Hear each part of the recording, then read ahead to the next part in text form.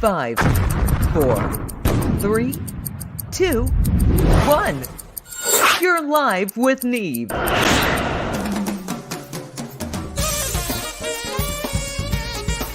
This is Live with Neve. Iconic musicians, comedians, and entertainers of all types. Interviews, comedy, and God knows what else. Hold on!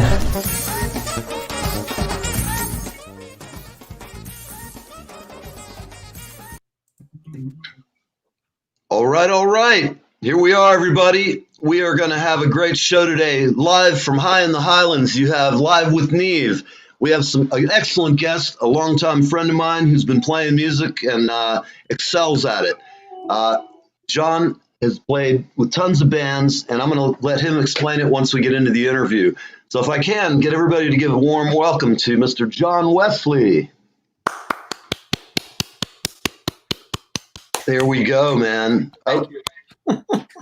Hold on. Oh, my God, these damn things. There we go. Thank you, Julie. So how are we doing, John? What's happening? Hi, everybody. How are you guys doing? Is it cold? Excellent.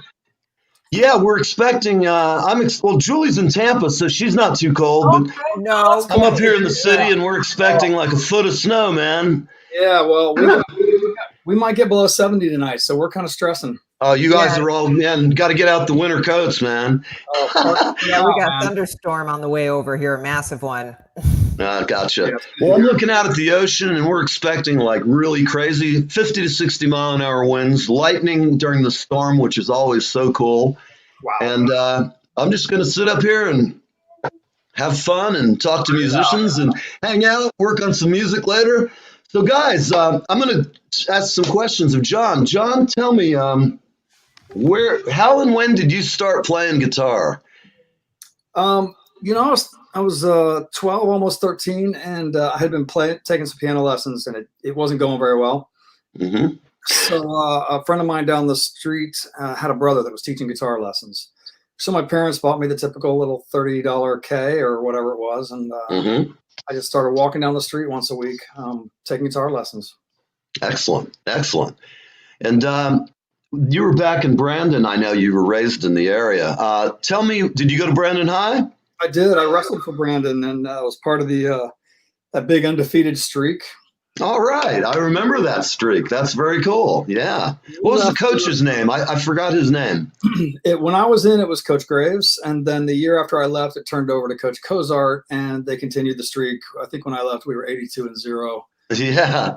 And then it ended up to be 450 something before that. Wow. Well, that's cool, because I have to say that's quite the achievement. It was a really neat. I had my first apartment right across the street from Brandon High. Oh, right no there way. by the railroad tracks, those little duplexes. And I was 18 and I had my own pad, and I was thinking, oh, this is going to be great. But that first night when the train went by, it was like the whole house was rattling. And, in those days, I'm not sure, you're a little younger than me, not much, but did you ever play at like any of the old Brandon clubs? Let me think. The Brandon Pub? Yeah. We did. There was two of them. It was the Golden Mug Pub. Yep. And and it became the Sit and Bull Pub. Yes. Played them both. Yeah, definitely. Yeah, we have a lot of history. I last time I was down was about 2 years ago, and I was driving by and I saw the illustrious Club 92, which it's like blood drains in the floor. I mean, that was a brutal place, man. And the sign at the door the last time I went, it said no drugs, no prostitution, no guns. So I decided not to go in for a beer. I was like, if I have to tell people that, you've got prostitutes, all kinds of cocaine. God knows what was going on in that place. But yeah, because they walk up to the door and go, "Oh, I'm a hooker. I can't go in." Yeah, right. They actually turned it into a strip club back in the 80s briefly without telling the band. So we show up for our gig and we go in there, and there's all these grody old guys sitting there, and they've got some pretty rough trade up there dancing around. I mean, this looked like my friend's mom. And it was just like horrendous. And with the guy, the owner, was just like, look, I know I didn't tell you, but just go on. You're going to play an hour, then the girls are going to go on. Well, wrong. the first hour we go on, and all these greasy old guys are like, "Get the fuck out of here!" And we're like, "Oh god!" So we get up, we're playing Led Zeppelin, and we're just trashing the place. And we get done, and the girls come on, and that was the last set we played that night because there was just no way we were going to go on and be able to overcome the girls' attributes, if you will. You really can't fight that. No. So I got to ask you, you've come such a long way as a musician. You've played with so many great bands. Talk about some of the bands that you had in Tampa that you were really did well with. With Sean passing, I know a lot of us in the community are really bummed, and I know you worked with him quite a bit. Yeah. Tell me your impressions of that time. So way back, or how far back? Well, just like going back to when you first started to get successful in Tampa. The various clubs and. When I got out of high school, I formed with a couple of brothers, Mark and Paul Prater, and we had a guy named Paul McGregor, and we were writing tunes. And Paul, as a keyboard player, had a really, really just innate, insane sensibility. It was really unique. I think he'd been a bit of a Zappa fan. It's not COVID, I swear. And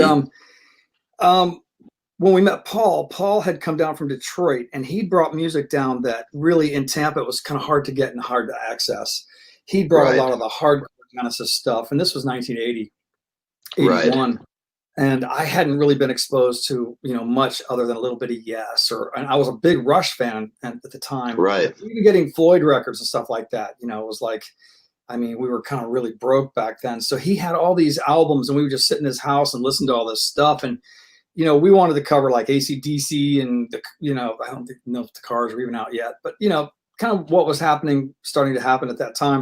And he was like, "Oh man, listen to this." And next thing you know, we're covering like "Watcher of the Skies" by Genesis and "Long." Oh right, I love all that stuff. "Run Around" and "Roundabout," and it's like, and some of that, not executing great at 19 or 20, But so when we played Club 92, we actually walked in there and. Tried to play Starship Trooper and crap like that. Screaming Skinner at us, it was just, it was interesting. Oh yeah, that club was interesting many times. I've seen amazing things in that place. You just sometimes in a band you see shit you just never forget. Yeah. So back then, the Empty Keg at USF was doing gigs. Right. So that was one of the venues that we could do our own stuff, and we were so different. And that people would just kind of stare at us. What the hell is that? Yeah, it's funny. I forgot about the Empty Keg because that's another Vision just popped in. We played there a bunch of times in different bands. It was a fun gig. I remember it was 81 or 82. We opened up for Black Flag at the Red Rose Pub. Oh, right. That's kind of a weird. That's like a weird vibe going from you guys to Black Flag. Holy shit! Like Jacob's Ladder, and in front of this punk crowd, and it was just insane. Yeah. Do you remember the Miss Lucky Club? Oh yeah, absolutely. Yeah, we played there once, and we were playing like a lot of. I played all this weird stuff. I could go from Oingo Boingo to. We'd play a lot of like some Zappa and all kinds of weird stuff. But, this chick came out and we were smoking outside, and she was like, "You guys suck! Get the fuck out of here!" And she like started spitting at me and shit. It was crazy. But we went in, we finished our set, and we just got out of there. But I was like, why did the booking agent send us to this little club, man? We're definitely not the band for it. And it was all fun though. That is the story, man. That is the story of the early years. But yeah, Paul played with us for a few years, and then we met a guy named Jimmy, and he's a great singer bass player, and he's a really good looking guy. And so all of a sudden we had something that we could get into a decent club with, and we had about an hour's worth of our own material, and just no one wanted to hear that. They were like, "Dude, and the hair give bands, me 3 steps." Yeah, and the hair bands were just starting to hit. Right. And this was probably 83. And, yeah. So I was finishing up college. I finished up in 84, and then we just learned a bunch of cover songs and hit the circuit and played hard from like 85 to 91. So Very cool. all the while trying to get a record deal. You're playing 40 tunes a night, and we worked up a thing where we do the last set every night of original music, and how Right. in the 80s. Oh yeah, for sure. Bit of a disaster. When our friends would come back from LA and go, yeah, man, people actually want to hear your stuff out there. And it's like, right, let's go out there, and we just never made it out there. That's funny. So that band ended in '91. That was the first band was called The Void, and then it became Autodrive, and that lasted. Oh yes, now that's the band I first became familiar with you. And that was the band probably from '83 to '91. So cool. Do you ever you still stay in touch with those guys? I still work with Mark. Okay, cool. Drummer Mark and I. I've known him. I don't know him personally, but I've followed him around, and I knew him back in Brandon days. Some of my friends knew him and stuff. So he's. I'm glad to see he's still doing it, man. He's a good drummer back then. I have to say, still is a monster.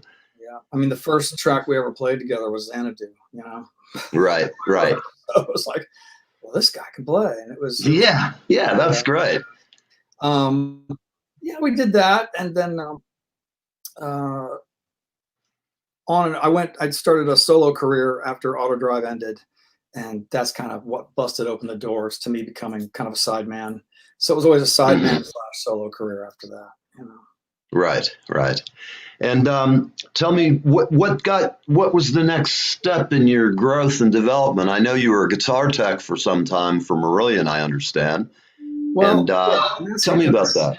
That was an interesting story. I was raising a young daughter, and I was broke, and Autodrive had ended, and I instantly became an acoustic solo artist. I went out 5 nights a week. I was gigging in the local pubs around town, and I was kind of making a living, and it kind of dried up. And a buddy of mine who was doing sound work for the Smithereens. He was a sound man for the Smithereens at the time. Some Jersey boys. Yeah, a guy named Andy Meyer said, look, the same management company's bringing in this band called Marillion. They're from the UK, and their drum tech and their guitar tech bailed, and they need someone to cover this tour. And I was like, I'm not a guitar tech. I don't know what to do. And he goes, look, man, he handed me a lanyard with an old laminate from some tour he had done, and said, yeah, you are now, just get up there and tune guitars and plug shit in. And he told me the money was $600 a week. And I was like, fuck, I'll do that. Yeah, right.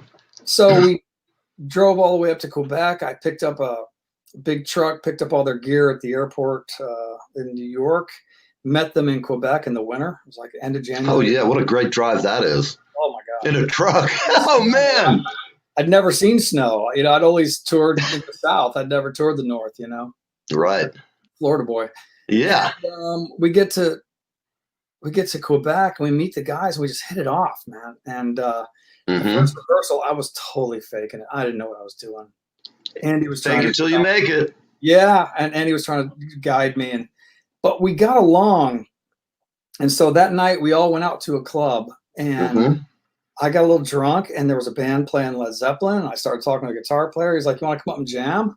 I'm like, "Well, fuck yeah!" So I got up there playing rock and roll and taking a solo, and the guys in the band are like, "That's our fucking guitar tech, isn't it?" And I love it. The next morning we talked, and Andy's like, "Well, he's a musician, he's just picking up the guitar tech gig to make some cash." And on the back of a tour bus traveling down the road one day, they asked me to play them some stuff, and Mark Kelly, the keyboard player, and Privet Hedge, the sound man, heard it and said, "Hey, you want to open the shows, and we can fuck off all the opening acts?" And I'm like, "I didn't bring a guitar. I don't have anything." And Pete, the bass player, was like, "I'll lend you my acoustic." So literally 3 gigs into the tour at the Lost Horizon in Syracuse, New York, I did my first opening slot for them. And, doing the guitar tech work paid my way to be the opening act for a couple tours after that. And then Mark Kelly and I, he produced a record for us, my first solo record. Got a deal with a big French label called CNR that put it out in Europe. Next thing you know, I'm on the tour is just the opening act, and we did 65 shows all across Europe over a 4-month thing, and that kind of blew the doors open for me. So excellent. And then what came next in your evolution of that? Some more touring with them. I probably opened in that era up until about 96 or 97. I opened, God, I want to say it was almost 350 shows for them across the world. Right.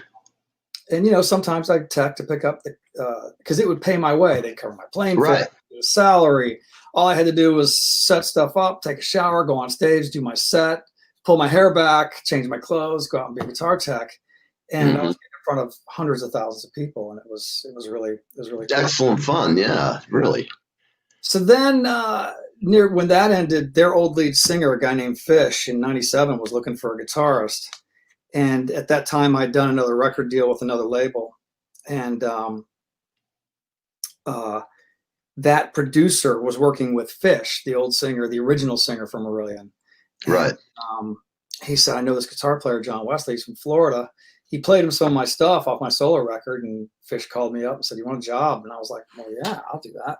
Yeah, so right. In 97, I flew to Scotland, and I probably did 250 shows or plus with Fish as his lead guitarist. Excellent. Wrote a record with him called Fellini Days, which was a fucking scream, just 4 months solid in Fish's studio in Scotland. The carnage, man, it was just crazy. And Great. then again, we toured all over the world, the Eastern Bloc, all over Europe, South America, Kosovo. We did some crazy. Oh, shit. right. Wow, that was fun. Oh yeah, we played for the Royal Marines in Kosovo, and it was just crazy. So yeah, and then through Fish, I met. He was having a big party up at his farm, and one of the guys that had produced one of his most beautiful records was a guy named Steve Wilson. And Steve came up to the farm for a big Fish party, and the band was going to play. And that afternoon, I did an acoustic set outdoors at a pub, and right in front of me, there's Steve Wilson. He's sitting there. I had met Steve briefly on the Marillion tour. We'd played the London Apollo, and the Porcupine Tree had opened in '95, right. And I had never heard of them. So I sat out with a friend of mine and watched them, and I was like, man, these guys are really good. And I got to say hi to him, but that was about it. That was in '95, and then the management company gave me a couple of Steve's records, and so I had them at home. And when I met my wife, and I was still with Fish, she's like, God, what is this band Porcupine Tree you have? I'm like, yeah, pretty cool, huh? And so when I was working with Fish and I met Steve, I made sure that before we left the party, we kind of stayed in touch. And right. And then, my wife was like, oh, God, you met Steve Wilson? And I'm like, yeah, he's pretty cool, And every now and then, if I'd roll through London, I'd hit Steve up. We'd meet for dinner. And then one day, my wife came to see me in Scotland. Well, and then we flew down to take a couple of days off in London. And I surprised her with inviting Steve to dinner. And she freaked out, Very nice. But it was through that friendship and through Steve seeing me play with Fish that when he got signed to Atlantic, Lava Atlantic, and they were finishing up the In Absentia record, the first Lava Porcupine Tree release.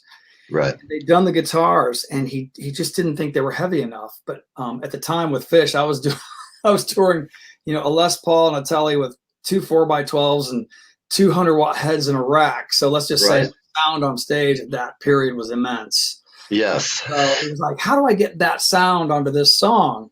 I was like, well, I've got Pro Tools. Send me some tracks. And so he sent me the opening track for In Absentia. It's called Blackest Eyes. And Mark engineered me, and I sat there and just tracked like eight tracks of Les Paul straight into a Marshall with a rat pedal.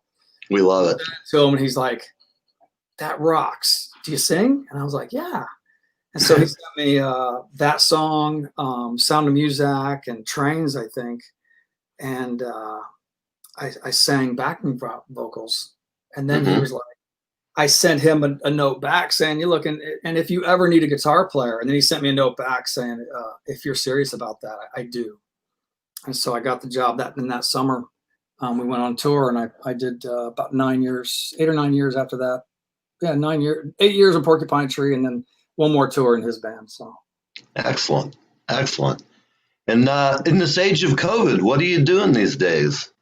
I work for a leadership training company. Uh-huh. I released a solo record probably about 4 years ago on Inside Out. This is my second solo record with them.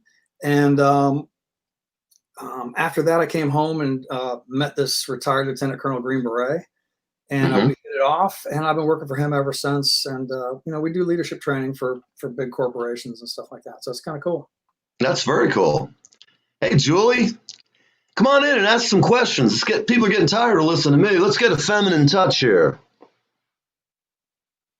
Oh, your mic's off, Jules. Ah! Hold on. Hold on, Julie. Say hello. Oh. Yes, I hear you now, Jules. Oh, now you're gone. I just unmuted you. Oh. God darn. Don't touch. Just let me. Okay. What the fuck? Technology. It keeps going to mute mic. I don't know why. Try on your end, hon. I don't know what the hell's going on.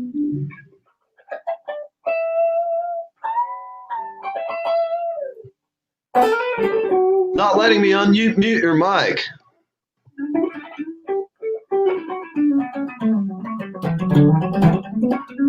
I don't hear you. Oh, I don't hear you. Your mic is definitely not working. I'm going to bring you back on for a second while you figure this out. I'm going to try again here. Unmute mic. It's not, their mic isn't connected, it's saying. Cannot mute the guest.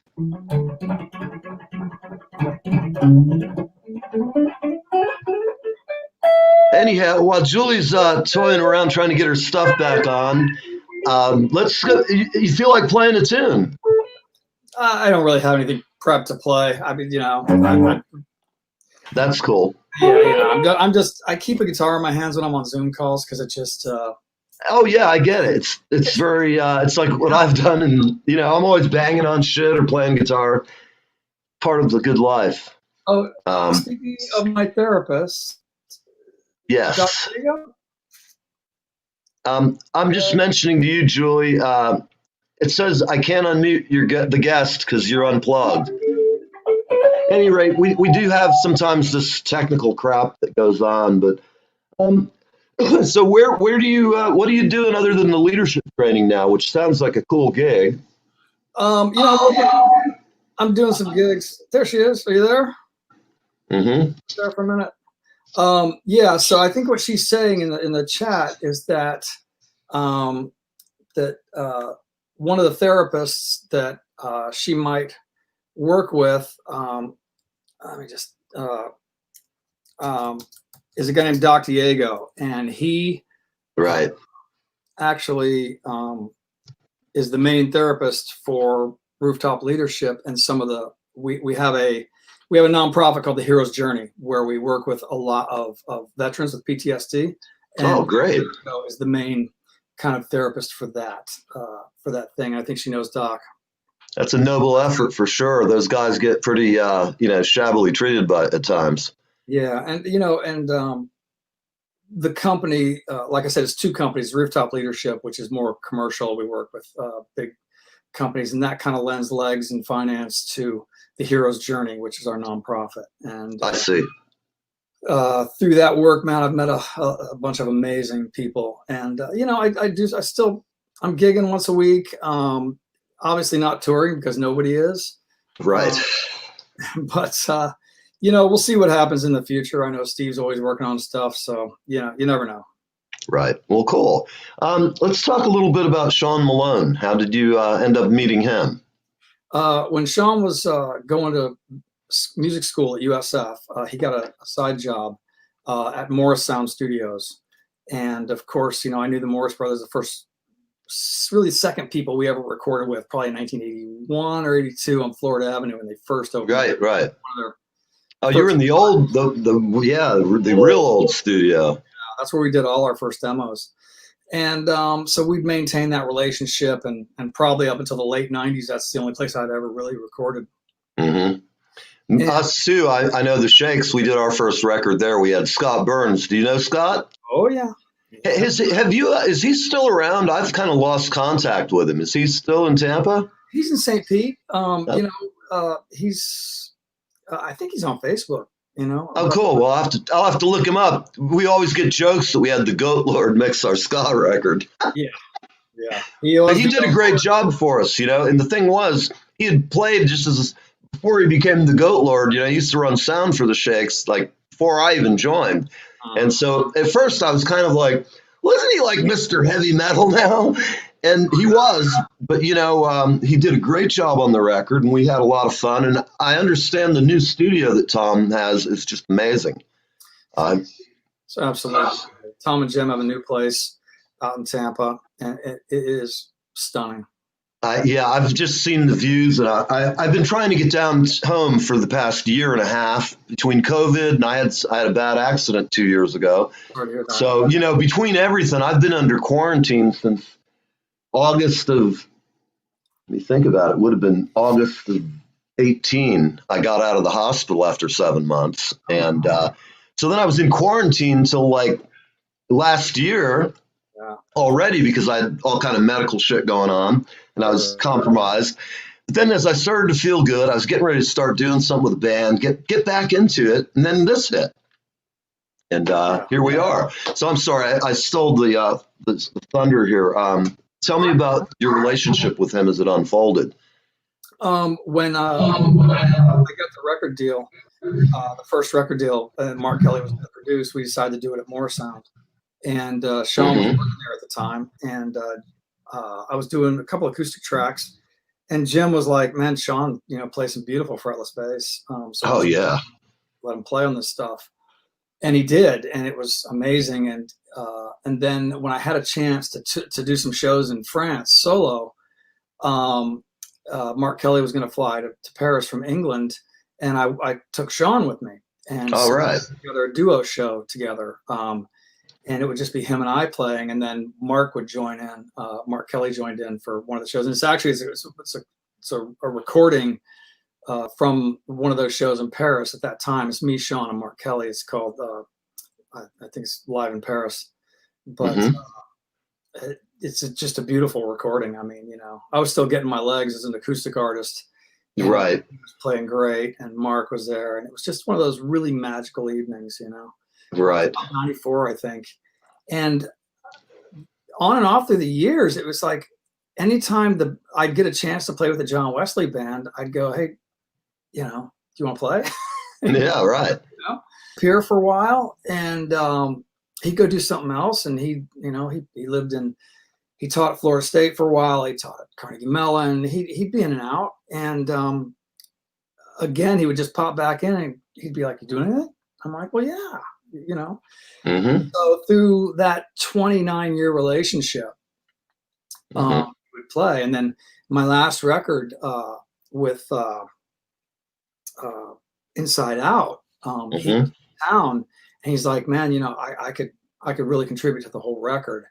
And we had a chance to do a tour to go up and open for Steve Wilson solo in New York. So we did this tour up to New York and back, and Sean played in the band. And so he was doing all the shows. We were playing around town. We were playing different gigs around town, and Sean was playing with us. It was a blast, and right. With him and Mark as a rhythm section. I mean, come on. Yeah, right. It's just it's really good. Yeah. Scary, But by the same token, he had his own kind of thing, so he would kind of disappear in and out. But then we had a chance to do a record for Inside Out. The last record I did was called "A Way You'll Never Be," and personally, I mean, he did some amazing stuff with Cynic. Right. Really technical. Right. Really want to hear Sean the artist. Right. Where he would take just songs and interpret just beautiful parts and beautiful playing. Which record is that called, just for our guests who might want to get it? It's called John Wesley, A Way You'll Never Be. Okay. And where's that available? It's Amazon. All the usual suspects? All the usual suspects. And it's on Spotify. Cool. use the S word, but yeah, it's out there. Yeah. It's on iTunes. Yeah, Away You'll Never Be. But that's really, Sean did some playing on there that was just, it's just beautiful. Well, I'll have to revisit it myself because I always enjoy every time I hear you do something. I always am impressed. And hell, I wish sometimes I was still in Tampa because I've had sessions up here. I've needed you. I did Jerry Outlaw. I've had Jerry Outlaw doing stuff on my record, which is great because awesome. Yeah, just he's such a great, nice guy. And we did a Halloween Zappa show. I've had some of Zappa's band on, Ike Willis and a few other people. But, I love sitting and talking music. Like, I could do this all day. If I can just figure out how to get paid well. We do have our first sponsor. You know what I mean? We're all in the same boat. Anymore, if we can figure out how to get paid to play music, Absolutely. I would be out in a heartbeat doing something, but man, Yeah. Yes. Well, tell me, when was the last time you had spoken to Sean prior to his untimely demise? I spoke to him in May. Talked to him in May, and I had mentioned that I was working on some stuff, and he's like, "Yeah, I'll do it." Right.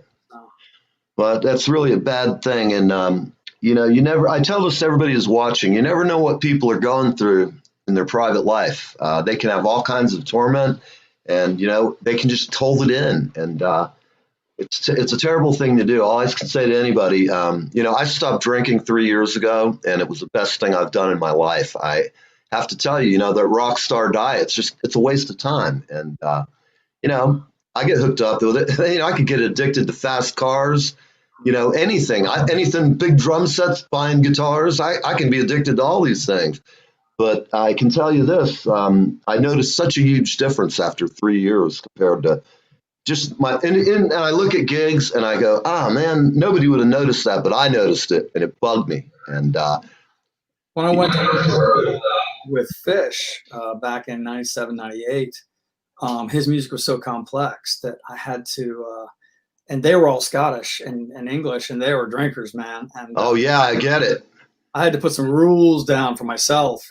Absolutely. And, drinks became, I could open the set with one, and then it was like, no, maybe till the middle of the set. And then it became the encore. I can't get through this set, Right. I couldn't remember that shit. No, I know. I mean, all I can say is anybody I've annoyed out there, I know what it was like now. I see people like in a bar and I think, I was not an obnoxious drunk. I was kind of like a golden retriever with a tennis ball. And I just sit there and bust jokes and be a pain in the ass all night. But I realized sitting in a bar post sobriety, a group of old guys who golf all morning, they go to their bar, hang out the rest of their day. And we're sitting there, and I had my music business accountant with me, and we were trying to have a meeting. And we had this guy to the right who just kept interjecting. He was funny as hell. After about 5 minutes of him, I was just like, will you just go away? We're trying to work here, And then for a brief minute, I had this clarity, and I went, that was me. I'm just like a fucking pain in the ass. I'm always cracking jokes. But, I realized after a while, God, I was an annoying bastard. And, I don't know. It happens, but I feel great. And getting back, if you're out there and you have some mental health problems, find somebody you can talk to. Pick up a guitar. I know for myself, I find it impossible to be depressed when I'm singing, playing drums, doing anything that is part of what I do. It's like my therapy, like it is for a lot of us. I figure most of us at our age who are still playing professionally, this is a calling. This is not something you do for the money. It was never for the money. It's always just for the gratification. I mean, I think we're the luckiest people on earth. Yeah. Yeah. Well, led to some of the most amazing times of my life, Well, I'm going to see, Julie, I'm looking at you and I see that there's your mic. I'm going to bring you on, babe. There you are. Hi, Julie. Oh, no. It's there. I don't know what's going on. This is killing me. Julie, we want to hear you. Your mic shows off here, but I don't know. I'm going to try turning it on again. This is like a new glitch. Right. Go ahead, Joel. Talk. Shit. Yeah. All right. For those of us watching, Julie, I'm sorry. You're going to be, I want to have you on. I don't know what the deal is here. God.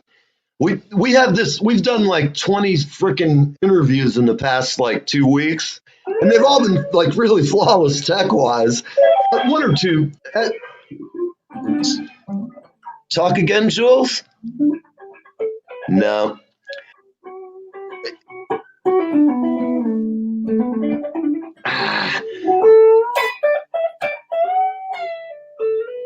So how about this, Wes? Let's just do a thing. How about I say play 30 seconds of give us a great intro, some Led Zeppelin, or just shred it up for a second. Just people know what a terrorizer of the guitar you are.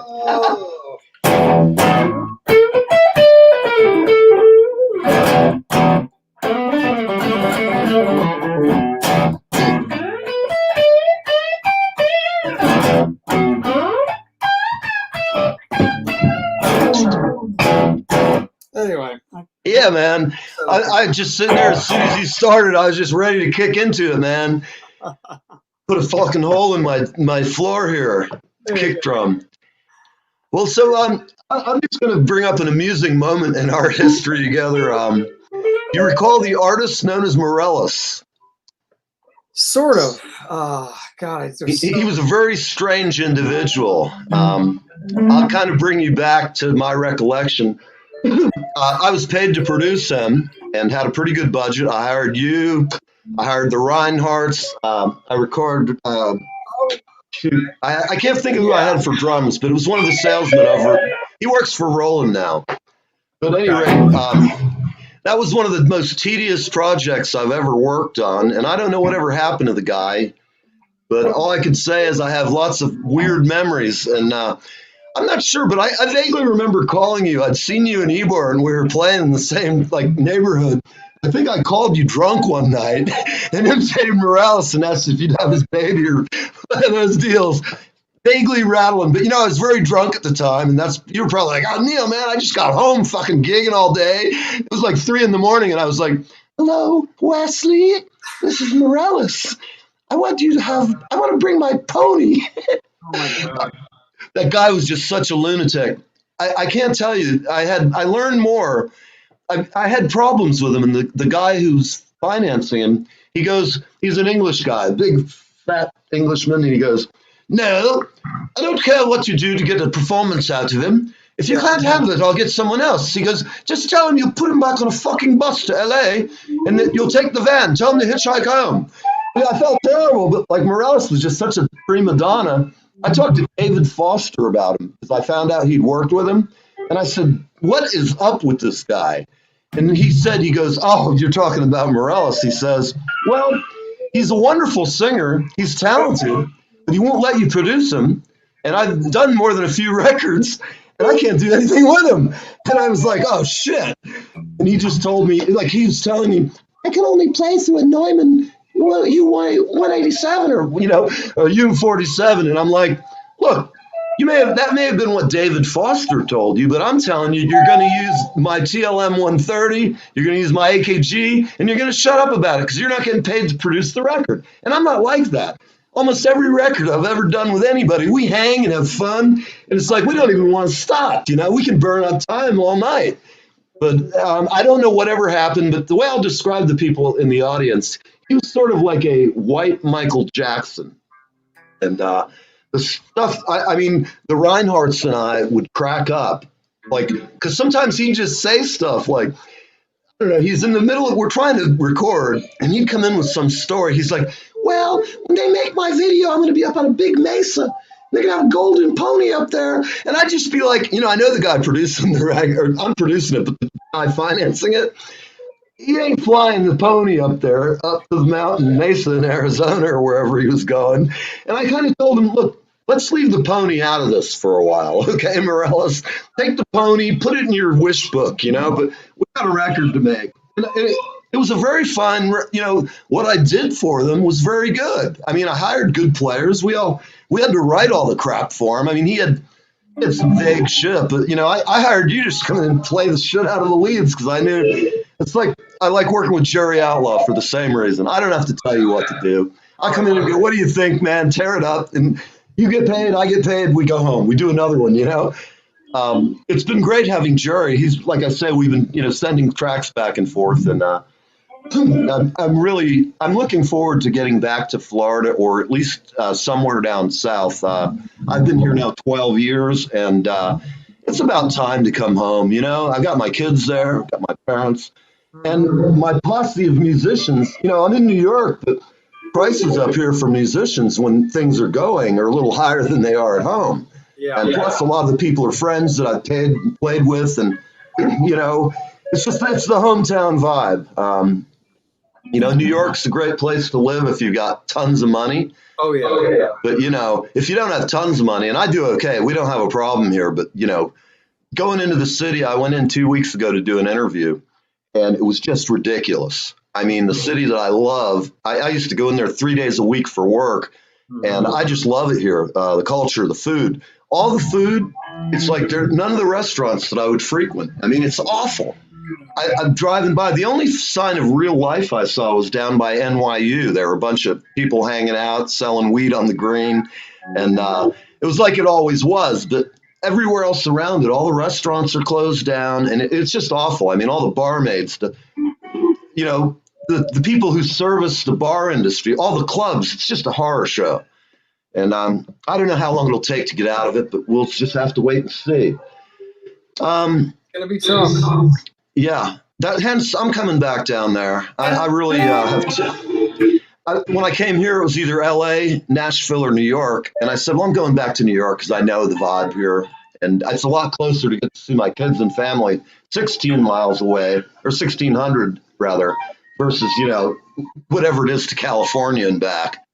So, well, listen, I appreciate you coming on and talking to me. Thank you. I'm working on a book, and I'll call you back sometime. I have 400 people to interview, and this is just a start. By having you on the show, kind of gives me a basis to start each chapter. Everybody I've got coming on, so there's about 450 people so far. If you can think of anybody who I'm overlooking in the Tampa music scene, jog your memory and just send me a note. Because I don't want to miss anybody. Every time I talk to somebody, he's like, "Oh, you remember this?" I'm like, "Oh shit, I can't leave out, Joey D or one of these guys." And and I will tell you, it's a true labor of love. I'm doing this because I've been in Tampa. I grew up. Well, I spent from my teen years until my 40s, and I love it. And I love the scene. And I've been through all those eras: the 80s, the late 70s, 80s, 90s. I moved up here at the end of the 90s, or no, then, I didn't even know. My mind draws a blank, but time flies, and Joe. Say again? Joe Pop. Joe Pop. Yeah, Joe Pop's another expat up here. Oh, yeah. He's up there. Mm-hmm. Did you know that he's making some amazing guitar pedals these days? I've heard rumors of such. Yeah. I have to tell you, from what I've seen, I don't know, there's a couple of them I want to buy. Do you know Joe Van Sievers? Mike Van Sievers? Yeah, I haven't seen him in many years, but I've run across him several times. Yeah, Mad Mike, man, he's great. He's building some cool shit. I don't know how it works. It defies my mind, but I got to say the tone out of some of this shit is just, it's like sweet. And they're saying that a couple of Pops pedals, they're boutique high-end pedals, and they're all handmade. So I have to say, everybody I've heard who's reviewed them has said these things are just monster crunch shit. Tell me that. What do you use primarily these days? You still use a whole rack full of gear? I went back to a pedal board. Cool. While I was touring with the Porcupine Tree, because I was flying back and forth to Europe. That flying a rack was like, yeah. We did it on the first couple tours, him and I both. But then there's a guy that built a switching system on the floor named Daniel Steinhardt. I don't know if you've seen on the YouTube at all, That Pedal Show. Cool. And That Pedal Show is run by a guy named Daniel Steinhardt. And he came up with a piece of gear called the Gig Rig, which is basically a Bradshaw rig on the floor. And okay. Really pristine and good. And he's an expert on all things pedals. And so I've been touring the Gig Rig since probably 05 or 06. Excellent. Yeah. Well, again, everybody who's watching, I have the phone on. If anybody has any questions they'd like to ask, The phone is on, and it's got a voicemail, but we don't take voicemails, and the phone's on. So if you want to call, now's the time, people. This is our dedicated studio hotline. Here we are, top of the pops. All I can tell you is it's cold as a bastard out there for you Floridians, man. The fog is coming in off the water. We're going to have 60-mile winds, dangerous surf. The city has disappeared into the fog. It's quite a day. That's crazy. We're going to get some rain here, but, wait 10 minutes and it'll stop. So. Exactly. Well, listen, I don't see anybody calling in. Next time I get down, I'd like to go out and hang. I'm planning on having a studio round table over at George's place when I eventually get down, because my book is covering the infrastructure, the musical infrastructure, the various stores, various sound companies, the booking agents. The book is called Across Tampa Bay, the Music of Tampa, of the Bay Area from 1960 to the present. And I plan to make it pretty exhaustive. I'm going to cover every detail I can. One of the people I've talked to asked me, well, you think you're going to sell any? And who knows? I don't know. I'm going to send it out electronically and printed. And I know there's enough musicians in Tampa and around the country now who will find some interest in it. I don't expect to make a pile of money. I don't even care. As long as I break even, it's a win for me. But that's where I'm heading. And excuse me, I want to just thank you again for being on with us. Thank you for having me. It's good to touch base. It's been a long time on a planet far, far away. Yeah. Well, great. Well, thanks, man. And you have great kids. I hope you have a wonderful Christmas. And, when I get down there, I'll see you and everybody when I get out and plan to do like a studio roundtable or something. We all know it's all the same folks. We're going to have a pile of good guitar players. I figure we'll have a free-for-all over at George's place. I've talked to him about it briefly, but COVID's fucked up everything. And I know he just moved over the fall. All right, everybody. I want to say thank you to John. Awesome. Merry Christmas. And Julie, say hi to Doc for me. Julie, we're going to be on after this. There you go. Isn't she cute? She can't even, here we are, and she can't even, we can't get her on. I'm going to try one more time. Unmute Mike. Ah! There it is. No. Yeah. Julie! Yeah. We're drowning! Help! That's okay. There she is. I hear her. You hear I hear her. Yay. Yay. Oh, okay. I'll tell you what, before we end though, Julie, bring some, estrogen into the conversation. Ew, why would you want that? It was going to I don't know. I want to hear a woman's touch, Okay. Come on. You have to, after watching this, have some questions for Wes. I know you. Yeah. Totally on the spot okay.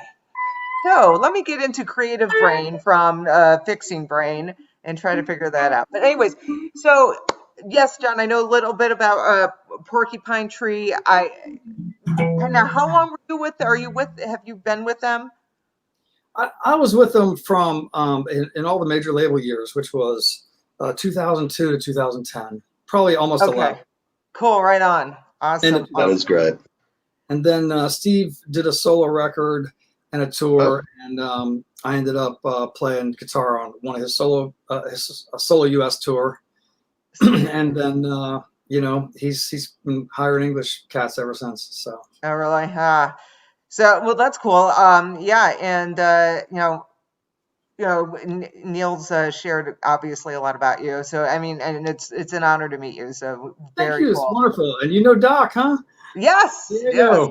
Yeah. Diego's a saint, man. He's helped many of our veterans. He's leading the charge in that. And he's come up with treatments and some technologies that have changed a lot of lives. So a lot of love for Doc Diego. Yeah, yes, me too. I think I'm driving him nuts, but Hey.